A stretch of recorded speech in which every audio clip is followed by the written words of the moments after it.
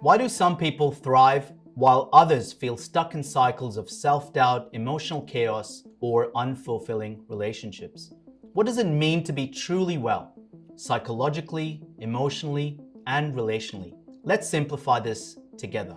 Welcome to Psychiatry Simplified. I'm Dr. Sanil Rege, consultant psychiatrist. This is the channel where we cover all things psychiatry, mental health, and neuroscience related. So if that's your thing, don't forget to hit the subscribe button to stay in touch with all our future videos. What if I told you that understanding just 10 aspects of well-being could transform not only how you view yourself, but also how you navigate life's challenges? These aren't just abstract concepts. They're rooted in fundamental psychodynamic principles, offering a blueprint of what it means to be human, to grow, and to thrive. To understand psychological well-being, we must first look at what makes us human. From the earliest days of our life, our personality develops as an emotional language, a constant interplay between our internal world, shaped by our needs, and our external relationships. Trust and mistrust, defenses, and attachment patterns all form the foundation of how we navigate the world. You see, emotional language is the bridge between our internal world of thoughts, feelings, and our unconscious drives, and our external world of relationships and experiences. It is learned through early interactions with caregivers who model and mirror emotional expressions, helping us to name, interpret, and regulate our emotions. What's important to recognize here is that as we go through the process of child and adolescent development, the prefrontal cortex, the thinking part of our brain, is maturing. And therefore, children and adolescents are predominantly operating through the emotional and action mode. So the emotional language that has developed is dominated by this emotional world. It's no different to how we learned our native tongue. For example, if I asked you how you learned your language, you likely don't remember the exact methods or strategies you used to learn your language. The same aspect applies to our emotional language. For example, when a child is frightened or scared and their caregiver says, "You're feeling scared right now, but I'm here to help." Or, "You seem really upset. Tell me what's going on." Here, the child learns to label their feelings and associate them with safety and resolution. This language is more than words. It's conveyed through behaviors, tone, and patterns of relational engagement, shaping our ability to trust, connect, and navigate uncertainty. The key here is a reasonable degree of predictability. A caregiver's attuned response to a toddler's frustration, such as "You're upset because the toy broke. Let's see how we can fix it," teaches the child that emotions can be explored and managed constructively. Such interactions foster an emotional language, the emotional literacy, and a coherent sense of self. And what we mean by coherent sense of self, as we see, is the ability to expect a predictable response from our caregivers and therefore have a predictable sense of self as well. Conversely, when caregivers dismiss or invalidate a child's emotions, for example, "Stop crying, there's nothing to be upset about," the child may learn to suppress or misinterpret their feelings, leading to a fragmented emotional language. For example, if the child is upset and the caregiver says there's nothing to be upset about, you can see there is a paradox. This makes it difficult for the prediction outcome match. Is when I'm upset, I'm getting a response where the individual says there's nothing to be upset about. That is really, really confusing. As adults, they might struggle to recognize or express their needs, replaying unresolved emotional patterns from childhood. So therefore, emotional language is central to psychological well-being. It enables us to translate internal experiences into meaningful connections with others and fulfill fundamental needs for safety, belonging, and growth. Through this process, we therefore develop the emotional tools to navigate life's complexities, whether in forming relationships, handling conflict, or understanding ourselves. Think about it this way. Our personality or emotional language is like a garden. The soil is our early relational experiences. The seeds are our innate traits. And the environment, our external world, shapes how we grow. In other words, how the garden will look like. Optimal psychological well-being is when this garden thrives. So let's now break this down into 10 key aspects of psychological well-being. First, secure attachment patterns. As we go through these points, let's think about the statements that connect to each of these concepts. So for example, with secure attachment patterns, one may think broadly, I trust myself and others, I feel safe in relationships and can form deep, meaningful connections. Or the individual saying to oneself, I'm constantly worried they'll leave me. I struggle with boundaries and either cling or push people away. Attachment is the first psychological language we learn as infants. Through secure attachment, we internalize a sense of safety that becomes the foundation of trust in others, and more importantly, trust in ourselves. In psychodynamic terms, this represents the successful resolution of early trust versus mistrust conflict described by Erik Erikson. Or one may consider this as the ability to meet one's needs predictably. Dysfunction here often stems from ruptured or inconsistent caregiving. Of course, to extreme cases where the individual's childhood may be punctuated by significant instability, which is essentially a state of constant unpredictability, making it very difficult for the individual to reliably and predictably meet their needs. And therefore, a prediction error mismatch or unresolved needs form the foundation of the individual, leading to mistrust. The individual thus may harbor a deep-seated fear of abandonment or rejection, which may unconsciously replay in our adult relationships. Number 2, a balanced self-concept. I know who I am, and I embrace both my strengths and weaknesses. Or, I feel like I have no identity. I'm always trying to be what others want me to be. You see, a stable self-concept emerges when our caregivers mirror our emotions accurately, reasonably accurately, allowing us to internalize a cohesive sense of self. In psychodynamic language, this reflects the development of a true self, as opposed to a false self, which occurs when individuals have had to shape their identity to meet external demands or to avoid conflict. It's not uncommon to hear individuals say, I had to be good to receive love from my caregiver. A fragmented self-concept can lead to identity diffusion, which is a hallmark of unresolved developmental conflicts and unmet emotional needs. Number 3, optimum emotional regulation. I can handle difficult emotions and bounce back from setbacks. Or, every small challenge feels like the end of the world. I either shut down or explode. Emotional regulation requires the capacity to tolerate distress and uncertainty.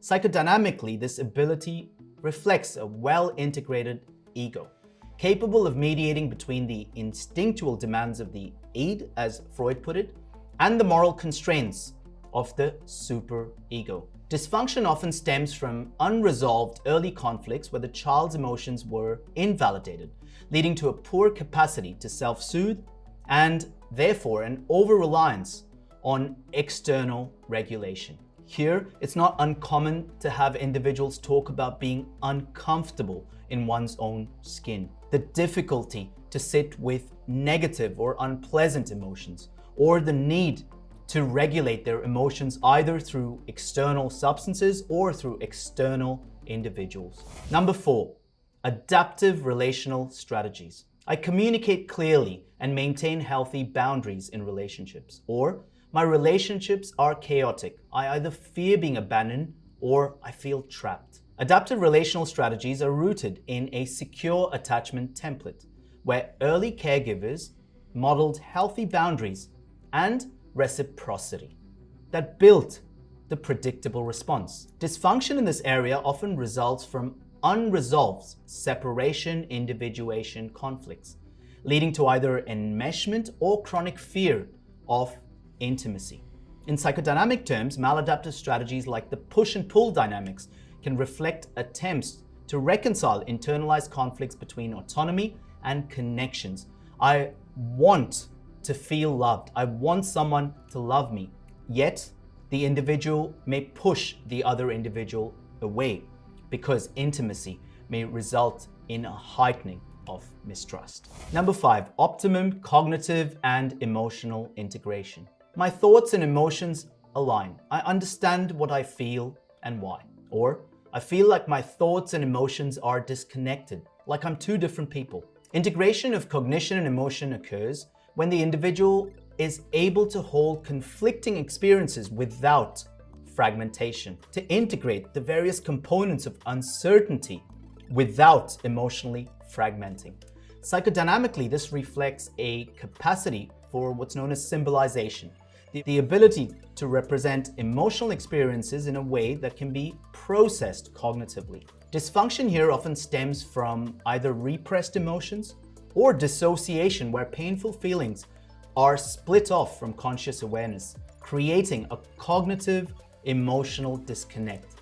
And this means that the individual's operating in a split, where the emotions may be driving certain behaviors or communication styles, while the cognitive aspects may wish or desire something very different, as a result of which there exists a paradox that prevents the individual from fulfilling their unmet needs. Number 6, an optimal ability to resolve conflicts. I've worked through past pain and understand how it shaped me. Or I keep repeating the same mistakes. I don't understand why. You see here, the emotional language that I talked about that is embedded so deeply in the habit area, just like our native language. These, in the context of stresses, also have what's known as defenses. We use certain communication styles or behaviors when we're faced with heightened arousal or when we're faced with stressful situations.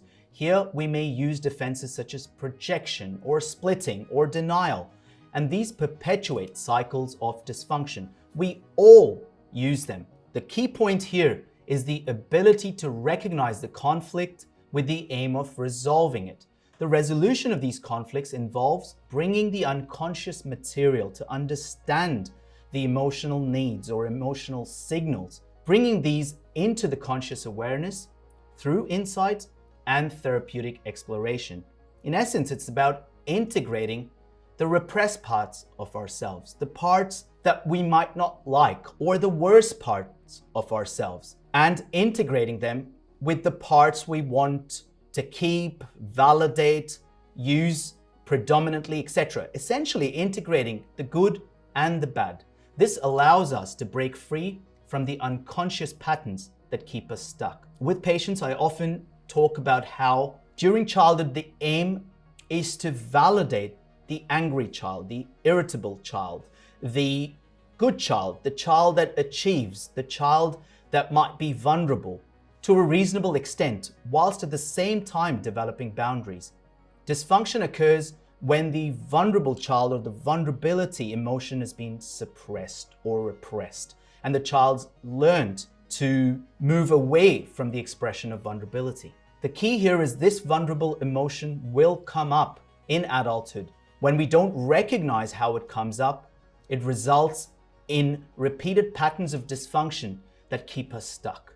I've covered this in this video here, where I talk about why patterns repeat. So we see the concepts of cyclical psychodynamics play out when we don't recognize our emotional world. Number 7, safety and relational security. I feel safe with others and I trust the world to meet my needs. Or I feel like I'm constantly in danger, even when nothing's wrong. A sense of safety is foundational for psychological health. In psychodynamic terms, this involves the successful development of a secure base in early life where the child's needs for protection and autonomy are reasonably met. When safety is disrupted, hypervigilance and mistrust can dominate, reflecting unresolved trauma or attachment wounds, essentially lots of unmet needs, which are expressed as a heightened arousal. Number 8, flexibility in personality traits. I adapt to challenges and maintain who I am, no matter the circumstances. I feel rigid, stuck in patterns I can't seem to change. Flexibility in personality traits is important because psychodynamically this reflects the ability to adapt to external demands whilst maintaining a coherent sense of self. Rigid traits often stem from over-reliance on defenses like fixation or regression, where unresolved developmental conflicts create inflexible patterns of behavior. This prevents us